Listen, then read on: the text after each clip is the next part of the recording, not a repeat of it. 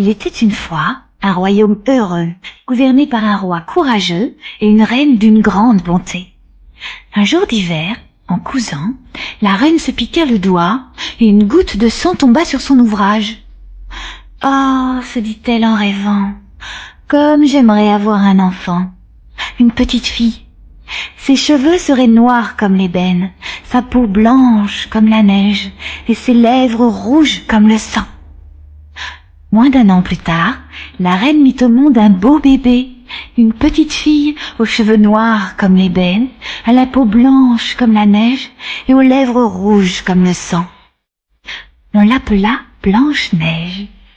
Hélas, quelques jours plus tard, la reine mourut. Après de longs mois de deuil, le roi décida de se remarier pour donner une maman à Blanche-Neige. Il choisit la plus belle dame du pays, ignorant qu'elle était aussi la plus cruelle.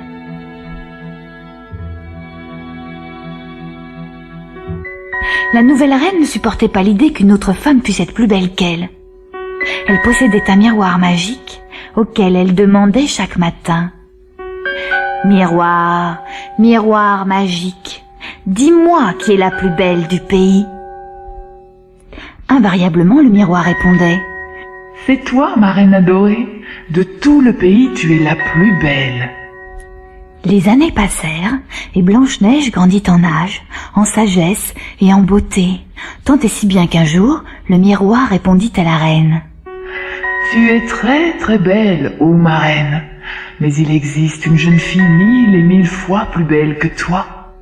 C'est Blanche-Neige, la fille de ton mari, le roi. » Folle de rage, la reine décida de supprimer sa rivale. Elle fit appeler son garde-chasse et lui ordonna de conduire Blanche-Neige dans la forêt pour la tuer. « Tu me rapporteras son cœur et son foie comme preuve de sa mort, » commanda-t-elle. « Va, garde, et fais vite, sinon c'est toi qui mourras. » La mort dans l'âme, le garde-chasse emmena Blanche-Neige dans la forêt. Heureuse de cette promenade inattendue, Blanche-Neige souriait aux oiseaux, parlait aux écureuils et chantait avec les ruisseaux. Elle était si belle et si gentille que le garde-chasse n'eut pas le cœur de la tuer. Il lui expliqua la sombre mission dont il était chargé. Il lui conseilla de s'enfuir loin, très loin du palais. Sur le chemin du retour, il tua un faon et apporta son cœur et son foie à la reine. La pauvre Blanche-Neige ira longtemps dans la forêt. Elle avait mal aux pieds, elle avait faim, elle avait froid, quand tout à coup, elle aperçut une étrange petite maisonnette. Elle frappa à la porte. Et comme personne ne répondit, elle entra par la petite porte. La table était dressée pour le repas. C'était une toute petite table, avec 7 petites assiettes, 7 petits verres et de minuscules couverts. Blanche-Neige mangea un peu de pain et prit une bouchée dans chaque assiette. Dans la pièce voisine, elle découvrit 7 petits lits. Fatiguée, elle se coucha sur l'un d'eux et s'endormit. 1 heure plus tard, les propriétaires de la maison rentrèrent en chantonnant. C'étaient 7 nains qui travaillaient dans la montagne, dans les mines de diamants. Ils remarquèrent immédiatement que quelqu'un avait touché leur dîner. « Hé, qui s'est assis sur ma chaise ?» dit le premier. Et le second. « Qui a mangé dans mon assiette ?»« Oh, on a mordu dans mon pain !» s'écria le troisième. Et le quatrième. « Atchoum, qui a déplié ma serviette ?» Et le cinquième. « Mais qui a mangé avec ma fourchette ?» Et le sixième. « Oh, qui a sali mon couteau ?» Et le septième. « Oh, qui a bu dans ma tasse ?» Oh, regardez quelle jolie jeune fille est couchée dans un de nos petits lits, chuchotèrent-ils en chœur en entrant dans la chambre. Qu'allons-nous faire maintenant? Les chuchotements des nains réveillèrent Blanche-Neige. Comment t'appelles-tu? Lui demanda le premier, et le second. Et d'où viens-tu? Et le troisième. Pourquoi es-tu venu dans notre petite maison? Ne craignez rien, répondit-elle en souriant. Je m'appelle Blanche-Neige, je suis la fille du roi. Et je suis entrée parce que je ne savais pas où passer la nuit. Oh, mais si tu es la fille du roi, pourquoi ne retournes-tu pas au château? Rétorqua un des nains méfiants. À ces mots, Blanche-Neige éclata en sanglots et leur raconta sa triste histoire. Les nains furent scandalisés par la méchanceté de la reine. « Reste avec nous !» s'écria le premier. « Oh oui !» dit le second. « Et pendant notre absence, tu surveilleras la maison !» « Peut-être pourrais-tu préparer nos repas, hein ?» demanda le troisième en se léchant les doigts. Et nous tenir compagnie !» ajouta le quatrième. Et le cinquième. « Tu seras heureuse avec nous. Nous sommes parfois un peu grincheux, mais nous t'aimerons beaucoup, tu verras, oui, oui. » Et le sixième. « Tu peux nous faire confiance. Nous sommes petits, mais nous saurons veiller sur toi. » « Et il faudra te méfier de la reine et ne laisser entrer personne dans la maison. » conseilla le septième nain qui était très prudent. Blanche-Neige accepta la proposition des nains avec reconnaissance. Pendant ce temps-là, au palais, la reine se frottait les mains, persuadée d'être de nouveau la plus belle. Mais, un matin, son miroir l'avertit. « Fais attention, ma reine. Ici, au château, tu es la plus belle, mais ta rivale se cache au fond de la forêt.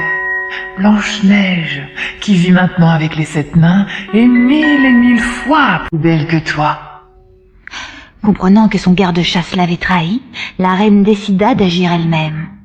Elle se déguisa en paysanne et partit dans la montagne. Arrivée chez les 7 nains, elle n'attendit qu'ils partent travailler, puis se mit à crier. « Joli ruban, je vends de beaux rubans !» Oubliant le conseil du nain, Blanche-Neige la fit entrer dans la maison sans la reconnaître. « Regarde quel beau ruban, mon enfant !»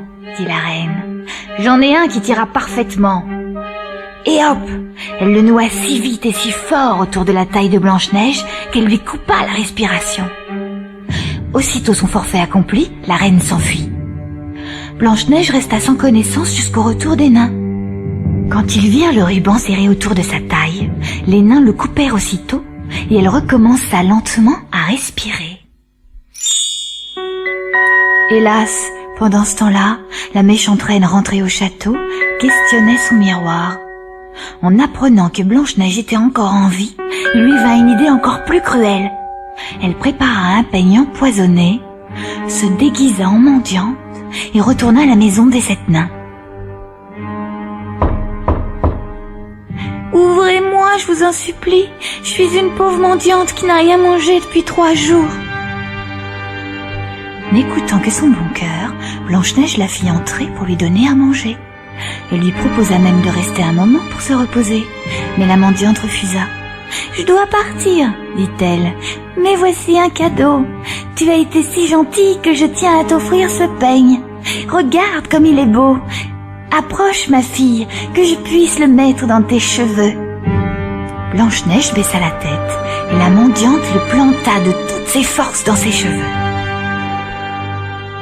Ce soir-là, lorsque les nains rentrèrent, ils trouvèrent Blanche-Neige étendue sur le sol, évanouie. Ils retirèrent le peigne à temps pour la sauver, mais, une fois de plus, la reine fut prévenue par son miroir que Blanche-Neige était toujours en vie. « Je la tuerai, je la tuerai !» hurla-t-elle en se précipitant dans la cave du château. Toute la nuit, elle fit cuire en secret une soupe de grosses mouches vertes, de têtes de serpents et d'araignées velues. Quand le poison fut prêt, elle choisit une belle pomme rouge d'un côté et verte de l'autre, et trempa le côté rouge dans le poison, puis se déguisa en marchand des 4 saisons et repartit dans la montagne. Cette fois, le poison était si puissant qu'elle était certaine de réussir. Arrivée près de la maison des nains, elle cria « Qui veut des pommes? Qui veut mes belles pommes rouges et vertes ?» Blanche-Neige ouvrit la fenêtre et lui dit que les nains lui avaient interdit de sortir.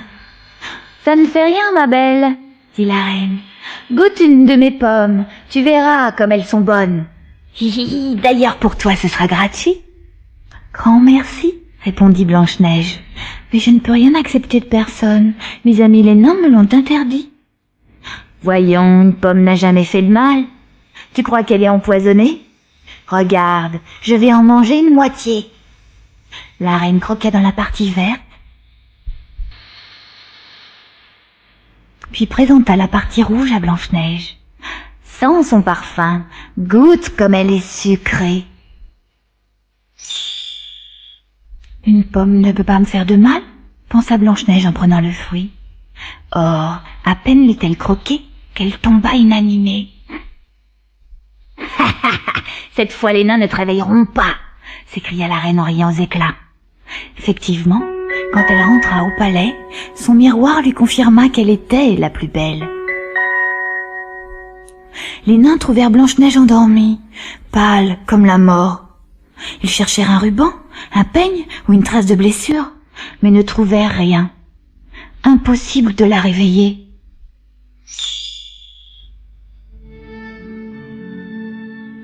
Ils la portèrent sur un des petits lits et pleurèrent pendant 3 jours et 3 nuits.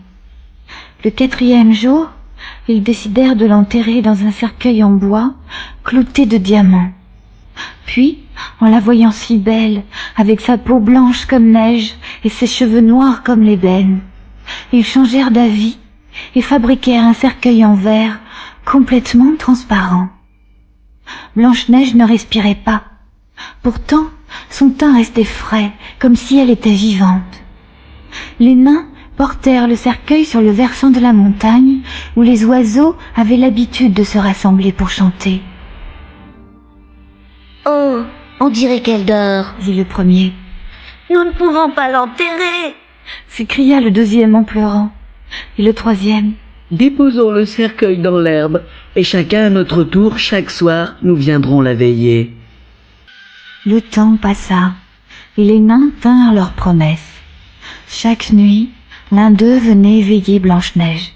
Un matin de printemps, un charmant prince qui passait par là découvrit avec stupéfaction le cercueil de verre. Au premier regard, il tomba amoureux de la belle jeune fille endormie et resta des heures et des heures agenouillé devant le cercueil sans pouvoir se résoudre à partir. Le nain qui était de garde ce soir-là lui raconta l'histoire de Blanche-Neige, fille de roi, empoisonnée par une reine méchante et cruelle. « Laissez-moi emporter son cercueil jusqu'au palais de mon père, » supplia le prince. « Je ne peux plus vivre sans elle. Je la protégerai et l'aimerai toujours comme si elle était vivante. » Devant un tel amour, les nains acceptèrent. Ils soulevèrent le cercueil et le portèrent en cortège à travers la forêt, suivis par tous les oiseaux. Mais voilà que, dans la pénombre, un des nains trébucha sur une racine, perdit l'équilibre et lâcha le cercueil qui tomba. Le verre vola en éclats. Patatras! Au même moment, Blanche-Neige ouvrit les yeux. De Blanche-Neige et du prince charmant fut magnifique. Devant le palais, tous les oiseaux du pays chantaient. Les écureuils et les lapins dansèrent un ballet.